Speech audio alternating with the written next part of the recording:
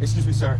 Sir, how old were you when you became a millionaire? I'm not interested. So real quick, sir, I've reached to 18 million followers. I've interviewed 31 billionaires in the last 4 years. I appreciate it. Could I show you just for 30 seconds? I know you're an entrepreneur. I know you'll respect what I do. I've interviewed 31 billionaires. Let me show you what I do real quick. This is me. No, I totally believe you. I'm just super private guy. I got you. Let me just ask you, what type of companies did you own? All software. Technology. So what was the biggest year that you had? Like, what was the most amount of money you made? Well, that I can't share. Would you say more than 100 million? Yeah. More than 200 million? I would say that. More than $100 million. I want to challenge you. Go back to when you were a $10 million company. What was the bottleneck that you had to overcome to get out to a $100 million business? Mostly you got to get out of your own way. You kind of had to fire yourself. I had lots of mentors in my career. The person that I learned the absolute most from was the worst boss I ever had. Yeah. Because he taught me all the things I want to make sure I never did when I was in that seat. Like what? What did he do that you said, I would never do this in one of my companies? You know, not listening to people around you, hiring talented people, but then telling them what to do versus listening to their thoughts and ideas, trying to intimidate people to meet deadlines that are unrealistic. I mean, it's a long list. Do you think everybody's built for entrepreneurship? No. Why not? You got to be willing to take risks. How did you sell your software at a large scale? It's competitive in the tech industry. What did you do to stand out? Well, you got to first focus on value. How did you get to the pain point of the customer? Because you hear all the time that if you solve people's wants and needs and problems, you get rich. When you are starting a company and you've got all these great ideas, you're not burdened with customers.